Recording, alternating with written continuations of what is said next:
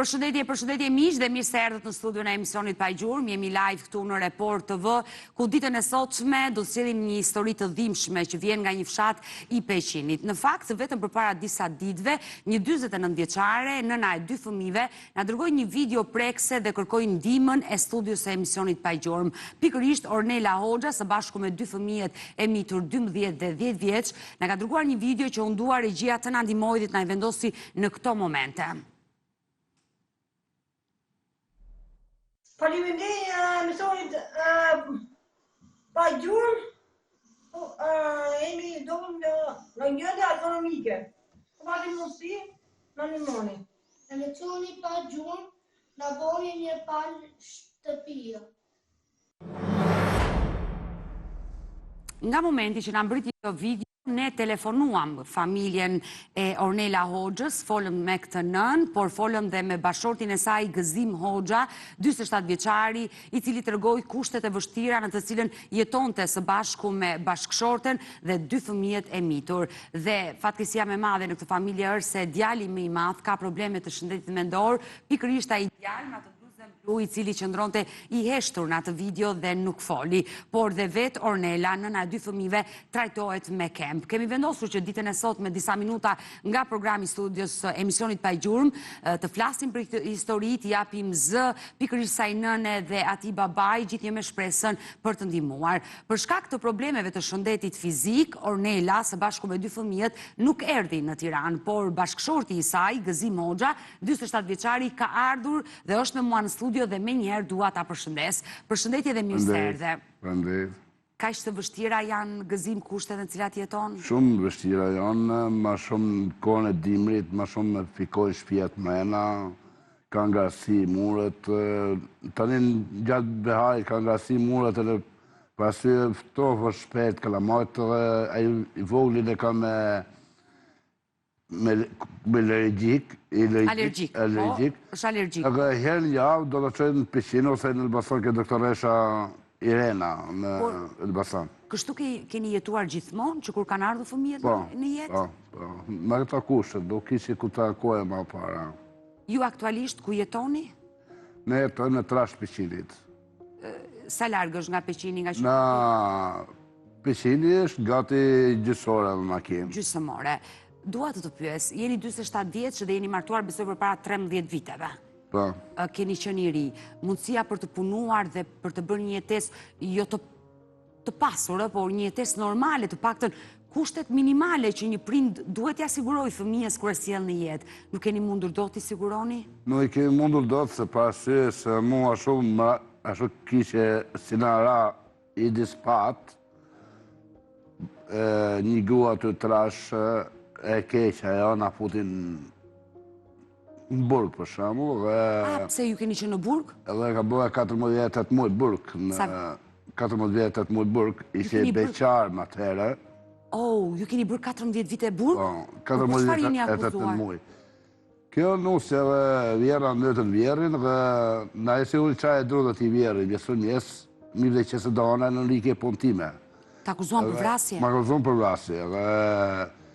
Masi futën mu me në ambirus në Peqinë, marrën e plagun, gjasi plagun ka pësu mu me krimin, edhe se nuk kishe ta ka plagun me bo krimin, po dhe fosë mu viktim plagun. Do marrëtisht të ngjarje, sepse nuk e dija dhe u shokova kur e dëgjova në këto momente. Ju kur keni qenë në burg, keni qenë i martuar? Jo, beqar. Pra kur ke dal nga burgu, je martuar. Mas 2011. Sa vjeç ke qenë kur ke rënë në burg? Una dojnë 3 ditë mushe 18 vjeç.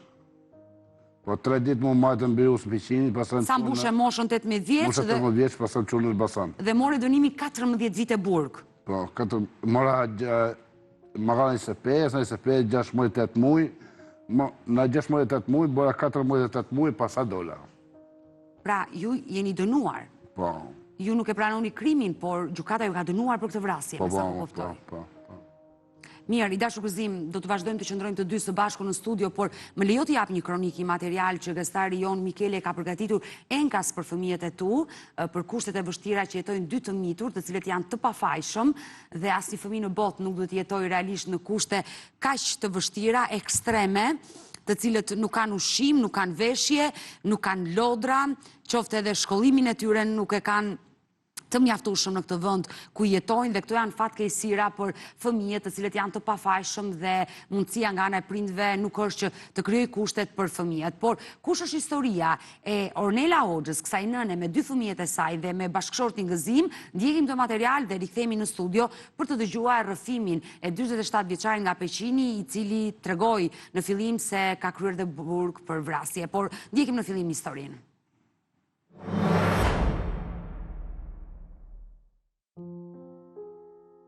Në një cep të harruar të Shqipërisë, në fshatin Trash të Peqinit, jeton një burrë që ka përballuar më shumë se çdo njeri. Jeta e Gëzim Hoxhës, sot 47 vjeç, është një histori dhimbje dhe padrejtësie. Vite më parë, Gëzimi u përball me një akuzë të rëndë. Ai ndihmonte një të moshuar në fshat, por pas vdekjes së këtij të fundit, familjarët e viktimës e akuzuan atë për vrasje. Pa dëshmi të qarta dhe me shumë pikpyetjesh, Gëzim Hoxha u dënua me 14 vite e 8 muaj burg. Ato vite nuk ishin thjesht kohë humbur, ishin vite torturash, vuajtjesh fizike dhe psikologjike. Kur doli nga burgu, shëndeti i tij ishte i rënuar, por dhimbja më e madhe ishte se askush nuk e priti, asnjë familjar, asnjë mik i tij. Ishte i vetëm dhe i braktisur. Pavarësisht çdo gjëje, ai vendosi të rindërtoi jetën dhe u martua me Ornelën. Së bashku sollën në jetë 2 fëmijë, Orgenin 12 vjeç dhe Nebion 10 vjeç. Por fati nuk kurseu as fëmijët. Djali i madh vuan nga problemet e shëndetit mendor, me vështirësinë të folur dhe kujtesë të vonuar. Edhe pse në një gjendje të rënduar shëndetësore, ai nuk ndalet. Çdo ditë është një betejë për të, çdo natë një tjetër sfidë për të siguruar bukën e gojës për familjen e tij.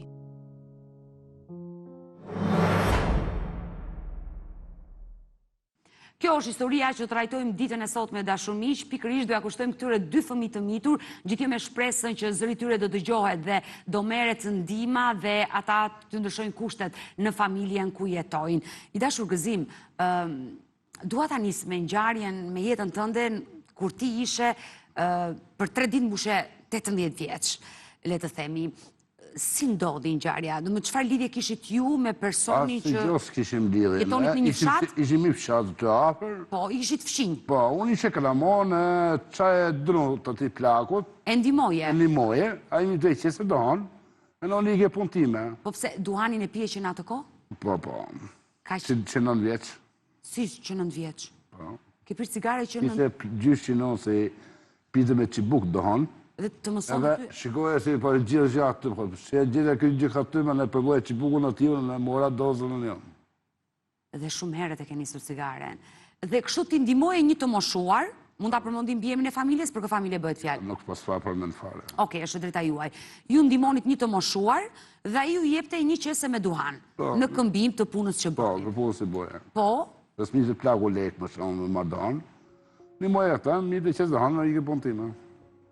dhe çfarë ndodhi më pas? Pastaj ata, këto 2 gratë ishin 2 gratë e kujt? asa një të familje... Bashkëshortja e të moshuarit? Punë pa hishme, si unë nuk mund t'i kam për dirikisht. Kush? Bashkëshortja me vajzën? Nusja për shamo, nusja qunit për shamo. Nusja e djalit? Edhe vjera. Edhe vjera? Po dhe të punë, Çfarë? Kishte tradhti? puna atyre, nuk këmë rëndësi si Jo, ta shumë. pra ti arriti të shikoje që kishte ndodhur një tradhti në fshat mes këtyre zonjave dhe I rrithë ky plaku ato, ata bëjnë ato atë të vetën. po, ju i kishit parë këto veprime. Po, Dhe çfarë ndodhi më pas? pasaj këto... Ju i treguat plakut të moshuarit. Jo, si doktor asë gjënë, pa i kuptoj vetë zë gjënë, se më tëre ishe që para për peshë sistemi, ku mdojnë të gjëra. Flasim për vitet 90. Po, Pasaj, zdut, s'po ta millëm këtë qeshe, nuk është punë për këtë qeshe, po dërgoj historin time, se nuk me dërson shumë. e qartë, por mos më fol për sjelljet Nuk e më pahishme, sepse ndoshta nuk do të flas dhe unë nuk do të pyes, por do të pyes për krimin, çfarë ndodhi ditën që kush vdiq, kush u vra, domethënë. Vjerë i asaj. Plaku që ti ndihmoje. Po. U vra dhe çfarë ndodhi atë ditë? Ju keni Ma qenë kuzun prezent? mu, se kam bo krimin. Ti ke qenë prezent në I ngjarje? qava drotu në të plaku, në i ka puntime. Kush që këtu, që gzimi ka bo. Këto vetëm. Ju akuzuat për vrasjen. Po, në akuzun ata në bonda në nësim, se e ka bo gzimi krimin. Marë mu, më fudën dhe mena. Mas 2 orësh, bënda nësimin e për plakun, tim, në bi hoxha, Po? se baba ka pësu birin me bo krimin. Por pse, baba juaj kishte konflikte me të ndjeri? Kishe asgjë, plakuim ka ishe kaptar ushtrije. Por pse u përshidhe baba juaj të tri? Si pat në mu plakuim në i tu me hegre, me atë kohë, ku ishe kohën se semjet e ta bjeme sa lish, nuk i pat në mu. Edhe këtali, që të dhe i bojnë robit mirë, di hajnë kokën, që të i bojnë robit mirë. Por realisht kjo ngjarje e rëndë që ndodhi në fshatin tuaj në atë kohë që ti u Dhe që të para akuzove. 97. Po, ti u akuzove dhe u dënove me burg. Pas hetimeve u zbulua diçka që ju kishit. Gjithë fshatet fletë për mu të vërtetën, po asë një nuk pranon para kamrash. Gjithë fshatet fletë vërtetën. Që ju nuk ishit personi që bët krimin e rëndë. Unë vetë nuk kam bëha se vëj krimi. Unë vëjse i pull. Po, mua më vjen keq nëse një person që është vrarë në fshatin tuaj, dënimin e keni marrë ju nëse ju nuk e keni bërë atë krim. Kjo është një fatkeqësi që një 18 vjeçar të përfundoj pas sekrave dhe të bëj 14 vite burg. Ishe më tëra, ishe prish, ishin lëru bugjet, edhe kapshin e mushin bugjet si të plësoshin numrin. Ma të ko. Por nga dyshimet tuaj, që sot jeni një i rritur, jeni një baba, kur e mendoni atë ngjarje të rëndë që besoj keni vuajtur shumë. Sepse keni humbur lirin tuaj për 14 vite. E kam lënë kohës. I la Zotin, se për asyre Zotin i mori quni më të mirë, po mos më boj qefi për atë qonë, se ishe quni i mirë, i respektueshëm, i quni asaj. Pas vdekjes së vrasjes të moshuarit, u Mas hundi i dhe dole djatë. në burgu unë, i lash Zotin. Edhe shikoj të rezin ti me familje, si u martolla, kërë duke në maj, edhe grunë, si u martolla me grunë, janë i knaqër për atë pjesë, po nuk kemi jetes ku të jetojmë. Ish më kabër jetë aty ku jetojmë, ma shumë ish pëllë. Nuk e di në vite në jashtë, nuk e di ka... Do na i tërgoj regjia. I dashur Gëzim, hyre 18 vjeç në burg dhe dole 32 vjeç. Mos gaboj me moshën. 14 vitet e burgut, Bora 14 muaj, pa 4 muaj 15 vjetë. afërsisht 15 vite burg. Pa 4 muaj. Në cilin burg të Shqipërisë? Në Borrell, Tepelen, Kosot, Lushes, Peqen. Në Beqini, Lurova. Dhe kur i mendon ato vite, Që e ka të mishi, po që bëjë. vitet më të ertë atë jetës tënde. Edhe në Laksina, vjetër e burgut, kam gjenë pasoje në vetë. Edhe ku martova, gruja s'ma ha direkt si unë e me pam, po lindi fëmijën e parë, një më hapë ma ha si unë e mazmatike. Kjo është një fatkeqësi. Jo, unë prapë, nuk nërkova, unë prapë ishe Por i ndalemi shumë. dhe të pyes dhe të marrë thesh historinë. Pasi dole nga burgu, le të themi, pe një realitet tjetër. 14 vite në izolim, kur dole gjithçka kishte ndryshuar për ty, besoj. Familjarët ishin ata që të mbështetën dhe të hapën derën.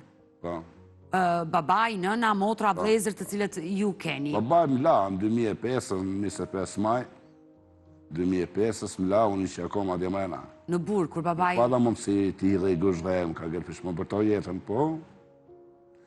Nona nuk dërgojnë e telegram se unë dhvije si ti dhe i gëzhve. Për të marrë leje dhe për të shkuar në varrimin, ditën që do përcjellë babaj në banesën e fundit dhe kuptoj është një peng që të ka ngelur. Pasi dole nga burgu, le të themi, fillove të stabilizohe dhe të nisje jetën. Si u njohe me Ornelën? Me lasën, me lasën dhëk. Ornela është po nga zona juaj, aty afër? Ornela ishtë në Katuni i Elbasanit. Po, afër, le të themi jeni me njëri. Me qera ishte ime vjerë atje. Edhe u lio me lasën, kjo kishë mbetë, se për asyë se nuk kishë gjetë, unë s'ka kishë da në burgu, nuk mipshin aty afër, se jo da vrasi, jo da misi, me nërë te, jo da vesi. Falë për shprejmë, dhe... Gjithë në Elbasan, kërë familje... Dua të të korrigjoj, pa të ngelur qefi, se një moment the për Ornelën që ajo ishte në Elbasan dhe kishte mbetur. Betur, me betur nuk... U dzitova për ata, kërkon gjesë. Sepse është nëna e fëmijëve të tu, dhe kërkon gjesë për ata. Ti e dashuron atë? Të qërtoj mu shpit, po për Do të qërtoj, nësë është duke në ndjekur Ornela, do të qërtoj, prandaj dhe unë të ndërpreva, por unë jam e sigur që ti e dashuron dhe e do. Ja, unë e do shumë. Është gruaja juaj. Unë e do shumë. Ja ta se fëmiri do shumë. Dhe më vjen mirë që të Jetën paktën time jeni jap të ata. lumtur.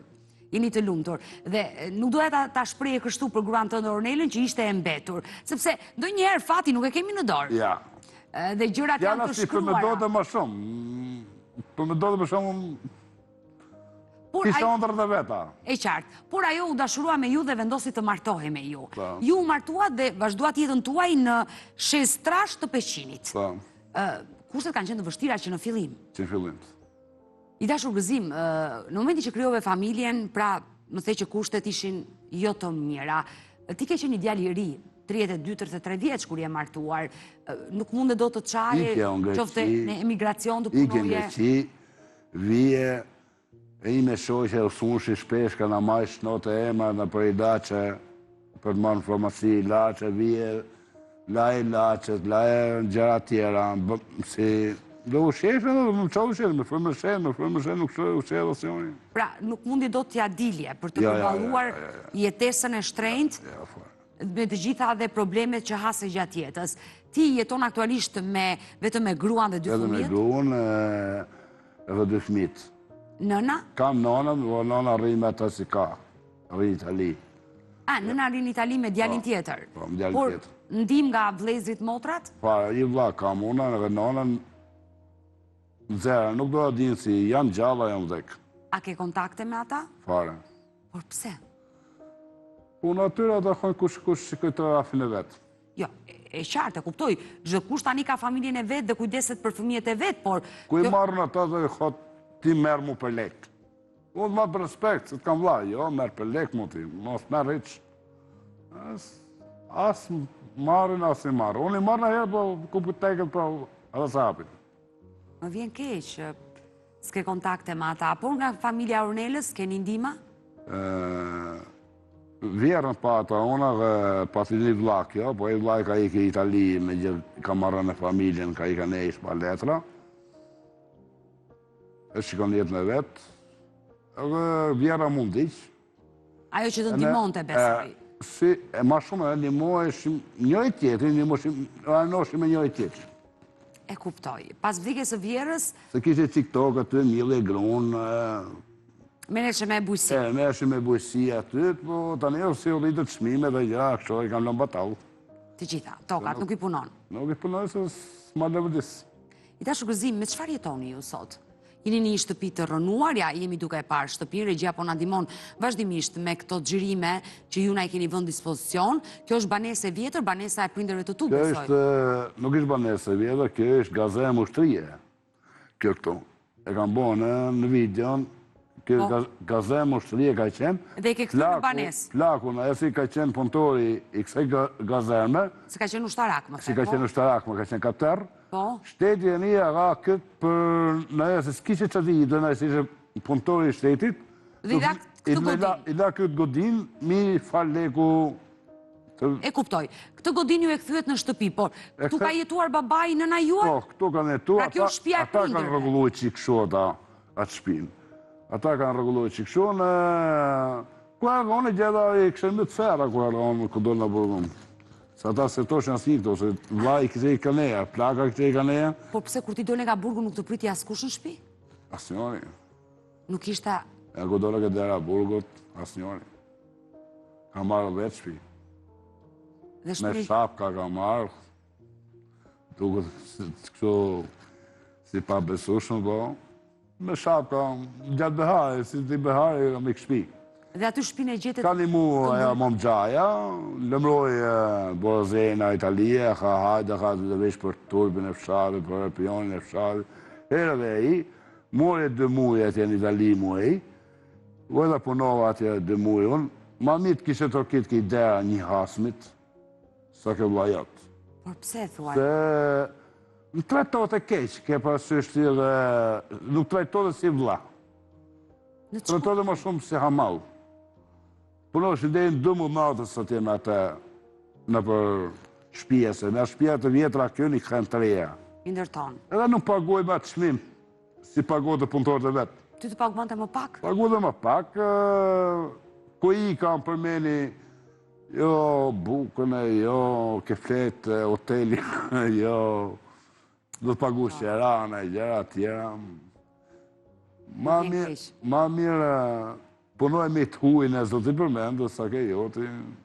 Dhe kështu, u ktheve nga Italia dhe u ktheve tek kjo shtëpi që nuk ishte njëri dhe ishte mbuluar nga ferrat. E në kufijova më tëre, falimderi për mom Gjajës, edhe i hasi kam në Elbasan, si mu gjenën, si për plak, si për bozer, asë njërë nuk mu gjenën kufijova. Nuk i pata asë në ditën më të rëndësishme të jetës tënde? Fare. Edhe i herë si e plaka aty, si e shpi nete 2 javë, ishe me djallën e mah, edhe i thot vjerës, i thot, o, mere, thot. Bojt, ishe si i tip gjike plaka ime për sa gjarat shpijës, pa, aq mundësi ka E kuptoj. Leonela, ma shumë e një në unë në shpi, për punë të shpijës. Dhe bën shumë mirë. Sa ja 2 hapa do pomë për gëgoja, ne ma shumë e një në unë, bën me njëri tjetin dhe kam fjenën si i thot plaka, po s'bon këto gjara, thot me gosë likë, me gjithë një. O, hyri në konflikt dhe me nusën tënde? Po, unë se dije dhe kërëva shpiona, këto po rrishin, po shumë me njëri tjetin. Po grindeshin. Dhe hasho, i none, që halli ki? Këtu ka, vjera ka merë gosën, i ka me presi fjallën tatë. Hasho, i momen, hasho, po si da ma përzesh gohë me gjithë hasho. Ja, këtu ka të bëjt të gjara si ka mund. Po do të të bëjt të gjara si kuti ka shumë vjeti në Italia, martoje mu në të nusët, si do e ti, edhe dhe gje e shpijin e shumë si do ti. Kjo ka që hapsire ka, ma shumë e një mojnë e unë. E qarë. Unë, jam i knaj, unë ishe pa hiq, biles unë ishe, po mos kështë gjithë shumë, di ishe në përrug. I vetëm. Zora gji, në përrug. Përfundime, myllat ma betu në... Ku dole t'i ka rruga, unë provokova t'ju, po e ti dole asnako. E ka shumë, po, ka përzëm plaku e ndy, këndesh me fit, përzeshti gëndime. Ma da kam shokjedhës më dojnë, që të bojë më dojnë. Dhe kështu le të themi këto konflikte të ndane dhe nga nëna dhe nga vllai dhe nuk e ke dashurin dhe mbështetjen e tyre, me sa po kuptoj. Pra, ka qenë Xhaxhaj dhe Halla, ata që të kanë mbështetur. E ka Xhaxhaja si dërgova pak nga para, unë ata thojnë se e ke botë ti. Krimin. Po, thojnë mit, e ke botë ti, thotë, edhe plakun, burrin tim, thotë, e ke mamë qaf ti. Dhe, po të kështë mamë qaf unë, zë dide në Birucaj, una në tretura t'ja shnezore, se po të dërgoj gishtë e kamës, se po në këti khonit të. Se qëfar ka ndodhë me gishtat e kamës? Spica në përkojve dronit në përkamët, në për gishtat. Se dërgoj e jatë krim, po të dërgoj në disa krime tjera. Po unë që kam qenë i forë, si nuk kam përnu krime tjera, se për asyre se ishe burë këtë një përjeqëm, nuk ishim knejtësi, si të kishim ose të kërkojë diçka ose të bëjë krye familje.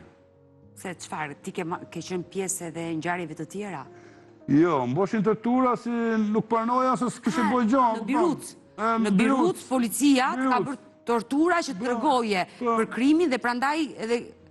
Kam e gishtë të kamës si për në këti khonit, thash. Për shkak të torturave? Në për spicën të khonit, si mi gjushin në të rrës i kom gjak, si për parnoje krimin, bra, se unë me, ku se kam bëjë diqka, si të parnoj. Ti deri në fund krimi nuk e ke pranuar? Në fund e pranova, një, s'po matë ma, se i ftofi janë vejë, se hadë policë. E pranove sepse... Në torturat, e pranova.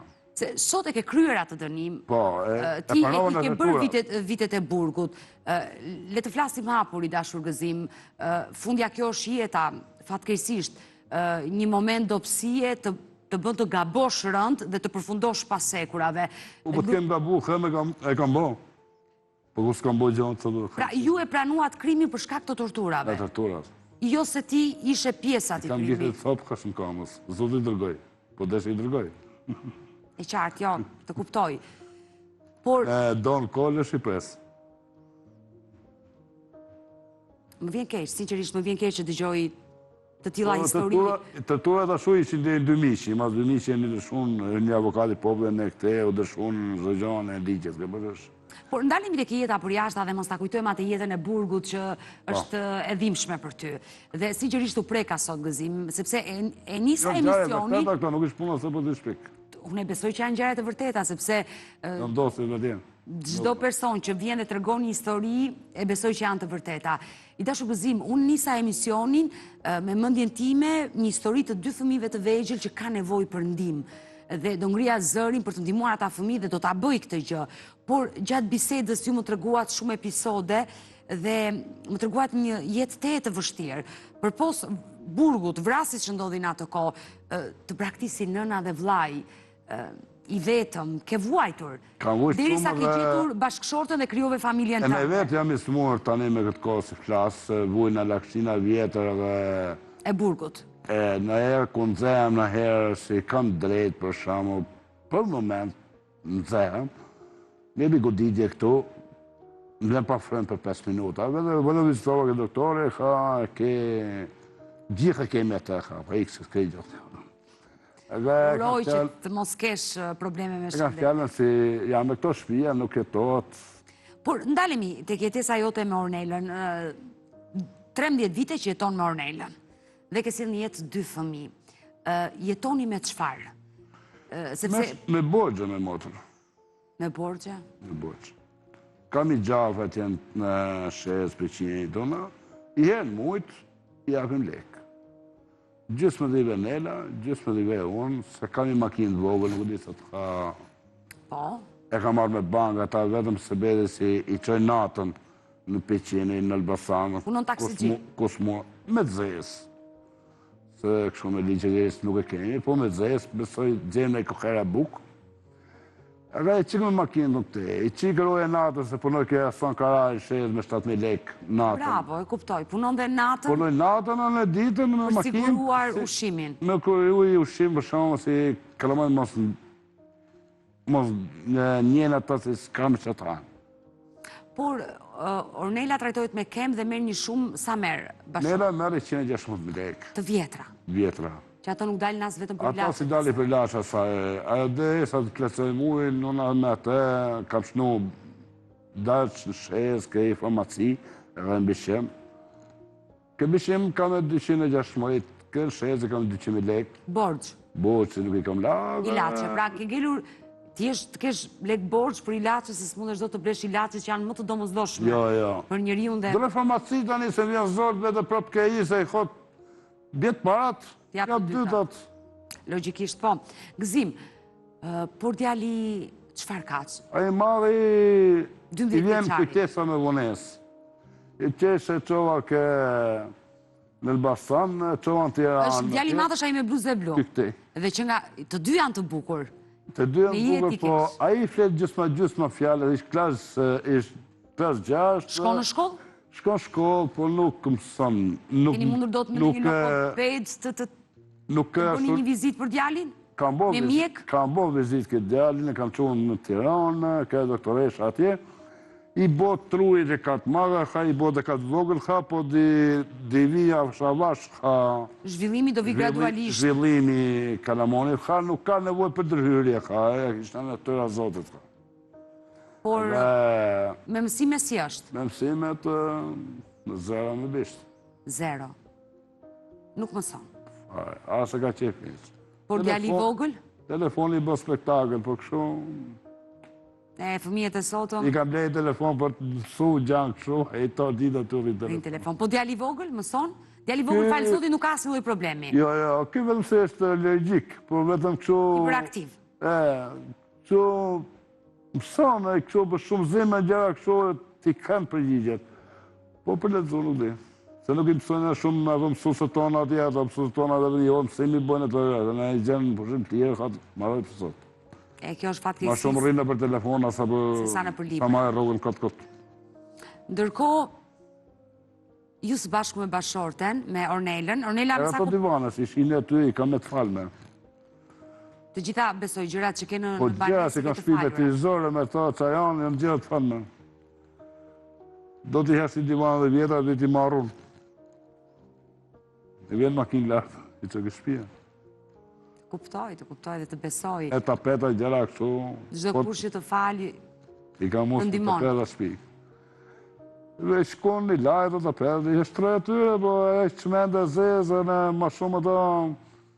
Rizbach, Kalamaj, janë, i përtas, shkreta, i përtas, unë i përtas, adas... Po kërëni të dy vetëm me Ornelën, qëfar mendoni? Se jeni të rinj, ti 27 e 29, jeni të rinj, mendoni... Ne të mendojmë si të kemi tarme më të mirë, po... E ne kërkum komisioni juaj si gjithë shqiptarë si e shikojnë këtë transmetim, shala në animojnë, ma shumë për ato Kalamaja, unë vetën e Nela da hami kohërë, po ma shumë ato pak të kejnë diqka ma shumë. I dashur Gëzim, je i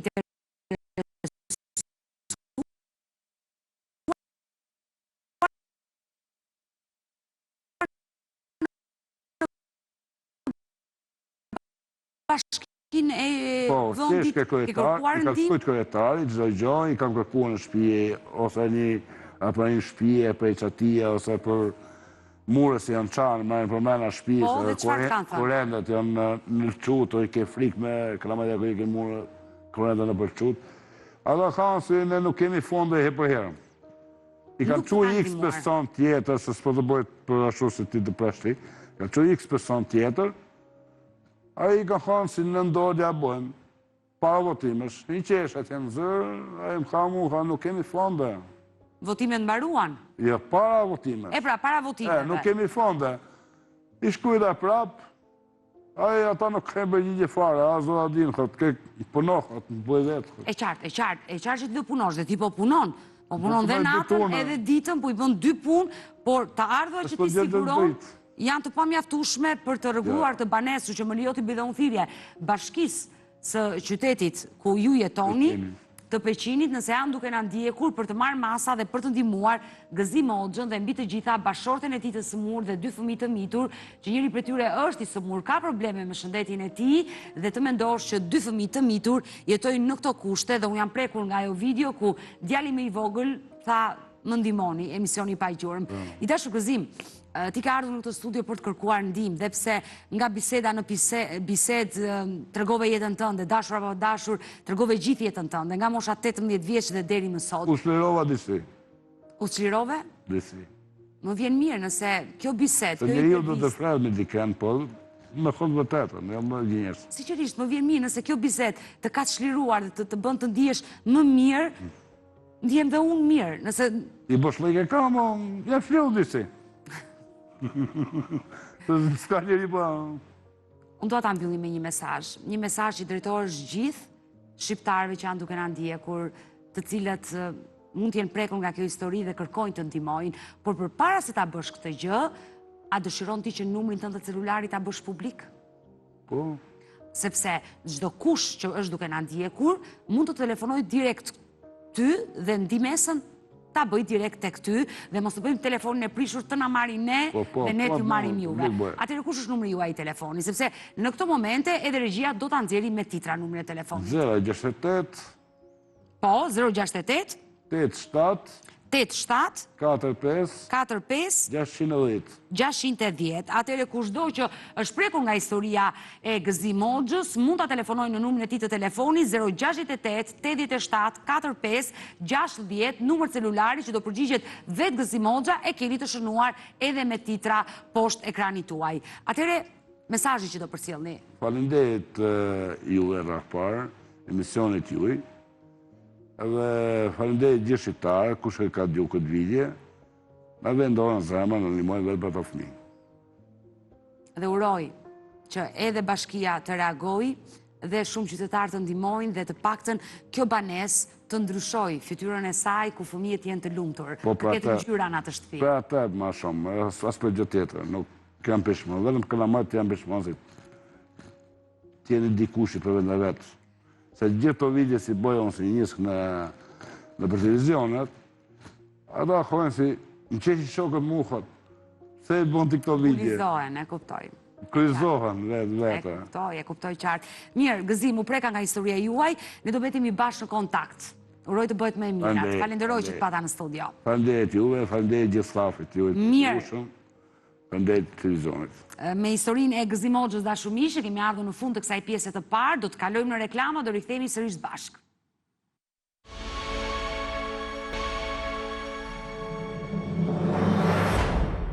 Mirë, jemi rikthyer në studio dashur miq, ku në këtë pjesë të dytë do të vazhdojmë me të tjera histori, persona të humbur, pasi ju e dini që çdo ditë disa minuta nga programi ne ja kushtojmë personave të humbur, njerëz të cilët janë larguar dhe kanë humbur çdo lloj kontakti me familjarët e tyre. Regjia më njëherë do më ndihmoj me pasaportën e Islam Lumanit, një i ri nga Maqedonia e Veriut, i cili fatkeqësisht ka humbur kontaktet me familjen e tij në 21 mars të vitit 2021. Ka kaluar plot 4 vite dhe ende nuk dije se çfarë ka ndodhur me fatin e Islam Lumanit, i cili e theksoi, humbi kontaktet nga vendlindja, nga fshati Kranj, Prespa e Maqedonisë së Veriut. Por kush është historia e këtij të riu dhe çfarë dyshojnë familjarët e tij, unë dua të prezantoj një material dhe rikthehemi në studio.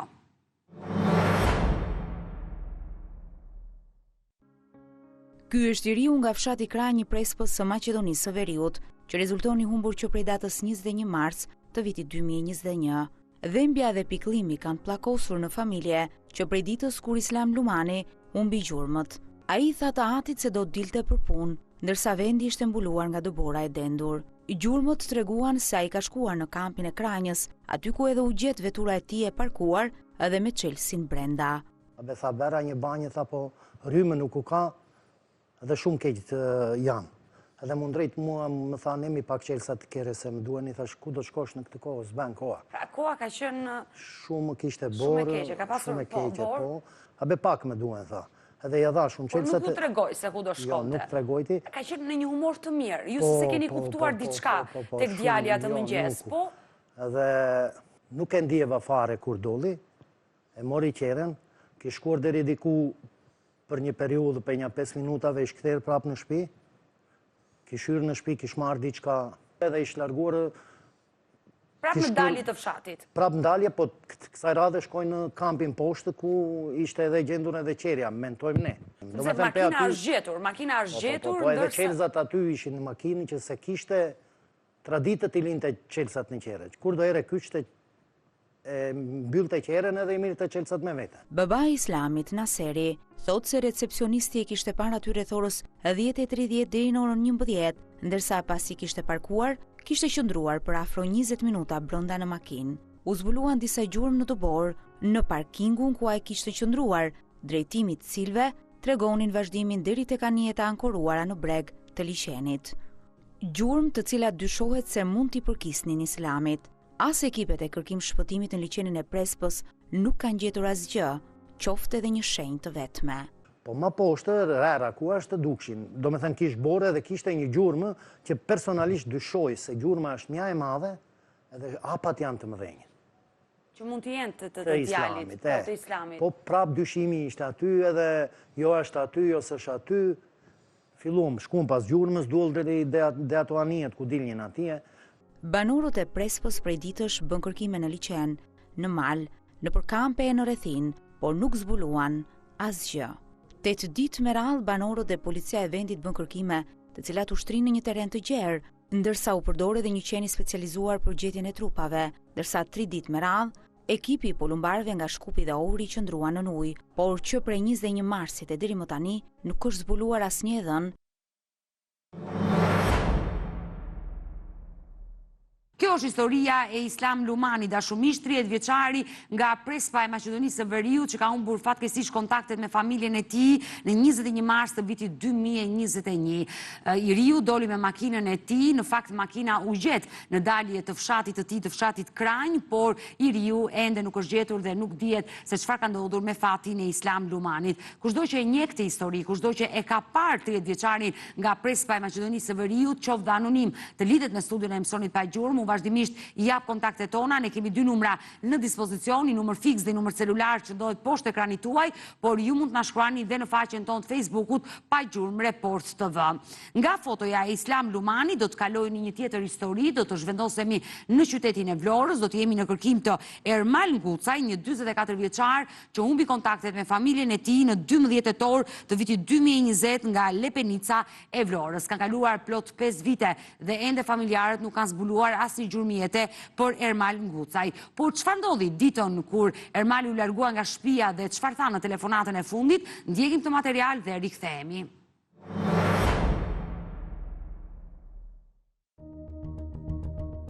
Ermal Ngucaj nga Lepenica e Selenicës, babai një djali, rezulton i zhdukur që prej datës 12 tetor të vitit 2020. Makina e tij u gjet e braktisur në fshatin Mavrov dhe brenda saj vetëm sendet personale. Report Televizion mori fillimisht dëshminë e nënës dhe babait, ndërsa udhtoi në fshatin Kubanonin. Prindrit hodhën dyshime tek një pengmarrje e mundshme, dyshim të cilin e kishte edhe bashkëshortja, e cila hodhi poshtë pisën e konfliktit për të cilën po hetohej, lidhur me një sasi kanabisi. Në një lidhje telefonike për programin, Nertila Ngucaj tregoi se në telefonatën e fundit që pati me bashkëshortin, ai nuk i komunikoi asgjë përveç se i kërkoi ta mbyllte telefonin, pasi ishte në makinë dhe kishte ngatruar rrugën. Pak orë më pas, telefoni i tij rezultoi i fikur. Pa gjurmë solli edhe dëshminë e motrës së tij, Jetmira Ngucaj. Ajo bëri apel për ndihmë duke hedhur poshtë çdo lajm se i vëllai ishte i përfshirë në trafikun e lëndëve narkotike. Ju ka shkuar ndonjëherë ndërmendje si familjar se ndoshta është marrë me punë të jashtëligjshme vllai juaj? Po vetëm Unë jo, nuk më shkon mendja se kam ndihmuar gjithmonë vllain dhe kur ka ngel ngushtë. Nuk e kam lënë kurrë. Unë fola me vllain si gjithmonë. Edhe binte shima dhe më tha e ka me 12 të shkojnë në Vlorë. Edhe doja të shoqëroja dhe këtë çunin, një shokun e tij. I thash, po e ke me 12, mos shko. Shko nesër, që vinë mami me babin. U shkputëm në telefon si gjithmonë, me të qeshur, unë bëja shumë shaka me vllain edhe kuptoja gjithmonë, sikur të kishte edhe një diçka të vogël. Kur në mëngjes më shkruan motra, Ermali nuk erdhi. Si nuk erdhi? Ku është Ermali? Nëpërmjet njerëzve gjeta numrin e këtij çunit, e mora në telefon. Shokut? Po. I thash kush vllai? Më tha që unë nga ti po e dëgjoj në fillim. Si nga unë e dëgjon? E mora në telefon, me qënë se erdhën dhe prindrit nga Italia të pinim një kafe, më tha, edhe nuk ma hapi telefonin. Po si ka mundësi tash u zhduk ky njeri, ku përfundoi Ermali? U tha, unë kam hallet e mia, më tha, mua jam në kërkim, mos më shqetëson më të lutem. Nuk vë gisht, nuk e di çfarë ka ndodhur në realitet, unë nuk di gjë. Po që e di se ai ishte në makinë me vllain. Për emisionin Pa Gjurmë, ajo zbuloi të tjera tragjedi që ka ndodhur në familjen Ngucaj, për të cilën pas ndarjes nga jeta të dy vëllezërve të tjerë, heshtja për këtë ngjarje është një tjetër vdekje e ngadalt. Ne kemi qenë të helmuar 2 herë me 2 vëllezër, edhe kjo këtu nuk na duhej. Të paktën ta dim çfarë i ndodhi. Të dim të vërtetën, sido që të jetë. Në qoftë se ka gabuar edhe është i gjallë, do ta paguaj, do bëj burgun, duam vllain. Kjo është historia e Ermal Ngucaj dashurmiq, 44 vjeçari, i cili figuron i humbur për familjarët përpara 5 viteve. Dhe në fakt informacioni i vetëm që familjarët kanë nga policia e Vlorës është se nga kamerat e sigurisë mbrëmjen e 12 tetorit të vitit 2020, ai është parë me makinë duke udhëtuar nga Vlora duke u kthyer në Lepenicë. Por në fakt makina e tij u gjet një javë pas zhdukjes në dalje të fshatit, ndërsa për të riun, babai i një fëmije ende nuk është zbuluar asnjë gjurmë, kështu që dhe për Ermal Ngucaj ju bëj thirrje që kushdo që e di këtë histori anonim mund të lidhet me redaksinë e emisionit Pa Gjurmë. Mirë, do shkëputemi sërish të dashurmiq, pasi dua të prezantoj një klip, bëhet fjalë për një suplement ushqimor, quhet Prostatol, është një suplement i cili është i destinuar vetëm për popullatën e rritur mashkullore, e cila ndihmon në problemet dhe funksionimin e prostatës. Njihuni me Prostatolin dhe rikthehemi sërish bashk live. Jemi sërish bashk live për të vazhduar me historinë e radhës dhe regjia do më ndihmoj me foton e Ilir Kovacit, një i ri nga Elbasani i cili ka humbur kontaktet me familjen e tij në 23 tetor të vitit 2017. Kanë kaluar plot 8 vite dhe ende nuk dihet se çfarë ka ndodhur me fatin e Ilir Kovacit, i cili në atë kohë jetonte me nënën e tij. Pas divorcit të prindërve, ai jetonte me nënën e tij në shtetin italian dhe kishte vendosur të rikthehej në qytetin e Elbasanit tek familja e babait.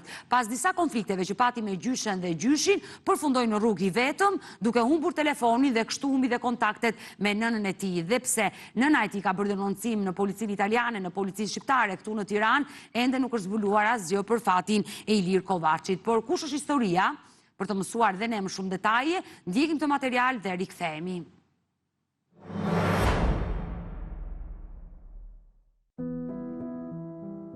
36 vjeçari nga Elbasani, Ilir Kovaci, ka humbur kontaktet me nënën e tij tetorin e vitit 2017, kanë kaluar 7 vite që nga zhdukja e të riut dhe nëna ende nuk ka një informacion se çfarë ka ndodhur me fatin e të birit.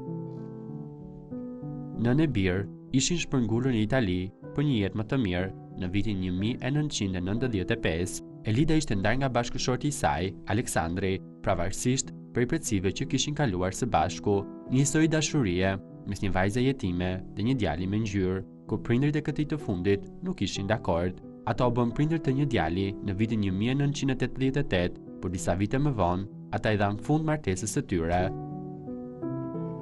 Ishte viti 2014, kur Ilir ishte bërë një djalë tejet pasiv, i mbyllur në vetvete dhe 2 vite rutina e tij ishin shëtitja dhe kalimi një kohe të gjatë në bibliotek. Në datën 13 korrik të vitit 2017, Iliri kthehet në AD nga autoritetet italiane dhe shpërngullet në qytetin e Elbasanit te familja e të Atit. Një keqkuptim në familjen e gjyshërve bëri që Iliri të largohet nga aty dhe të vinë në Tiranë për të kërkuar punë, pasi tashmë kishte mbetur i vetëm pa përkrahje. 36 vjeçari kontaktonte me nënën e tij, teksa i kërkonte ta ndihmonte me para. Në tetorin e vitit 2017, Iliri shkëput çdo kontakt me Elidën. Kjo e fundit kthehet në Shqipëri dhe fillon kërkimet e saj për të birin dhe bën një denoncim në rajonin e policisë në Elbasan në shkurtin e vitit 2018. Ende pas 7 vitesh nuk ka asnjë gjurmë nga 36 vjeçari Ilir Kovaçi.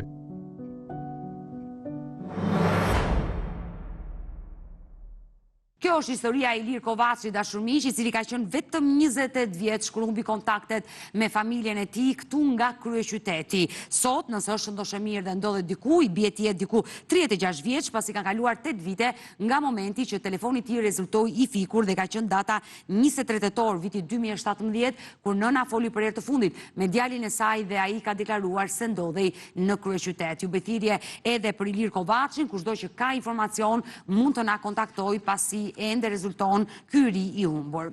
Do të kalojmë dhe tek historia e fundit për ditën e sotme në kërkim të përparim dallës, një 78 vjeçar nga Tirana, dashurmiq, i cili fatkeqësisht figuron i humbur për familjarët e tij në 6 shtator të vitit 2022. Kanë kaluar plot 3 vite dhe ende nuk dihet se çfarë ka ndodhur me fatin e këtij të moshuari, i cili doli nga shtëpia e tij, konkretisht në rrugën Tafaj afër shkollës Partizani këtu në kryeqytet, dhe nga ai moment nuk dihet. Drejtimi mbetet i paditur. Ne kemi përgatitur një material për përparim dallën dhe rikthehemi në studio.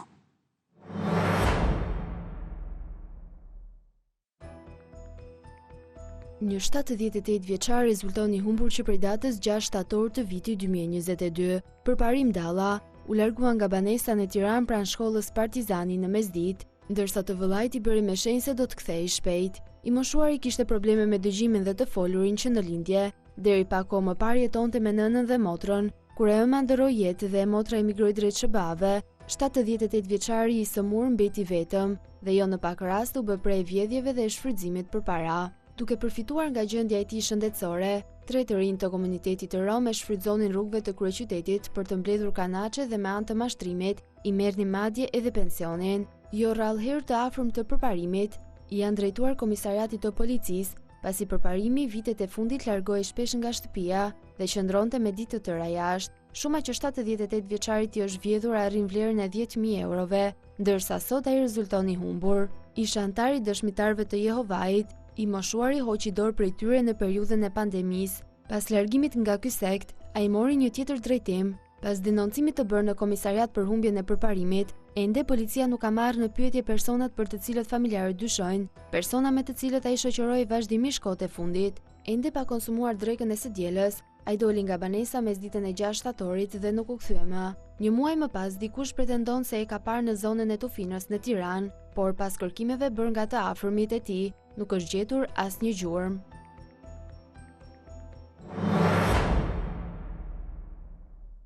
Kjo është historia e përparim dallës, dashurmiq, 78 vjeçar i cili figuron i humbur për familjen e tij prej 6 shtatorit të vitit 2023 këtu nga kryeqyteti nga Tirana. Ndërkohë këtë historinë e kemi trajtuar gjatë në studion e emisionit Pa Gjurmë dhe dyshohet se ndoshta nga komuniteti rom mund të jetë marrë ky i moshuar dhe përdorë shfrytëzohet për lypje në rrugët e Kosovës dhe konkretisht në Gjakov, por ne ende nuk kemi gjetur një gjurmë të moshuarit. Ndërkohë që vllai i tij, i cili ka qenë në studion e emisionit Pa Gjurmë, gjithnjë ka akuzuar një person të komunitetit rom që e ka shfrytëzuar të vllajin duke i marrë pensionin kur ai jetonte i vetëm në shtëpi. Ne kemi nevojë për ndihmën tuaj, pra kushdo që shikon këtë të moshuar, Përparim Dallën është i lutur të njoftoj policinë ose të lidhet me redaksinë e emisionit pa gjurmë. Dhe me historinë e Përparim Dallës, ne kemi ardhur në fund edhe përmes ditën e sotme. Unë ju falenderoj që ndroat me mua deri në fund të programit. Ne bashkë do ritakohemi sërish nesër. Ju e dini që pa gjurmë vjen çdo ditë nga Hana të Premte, live ora 16 këtu në ekranin e Report TV. Bashkë mirupafshim.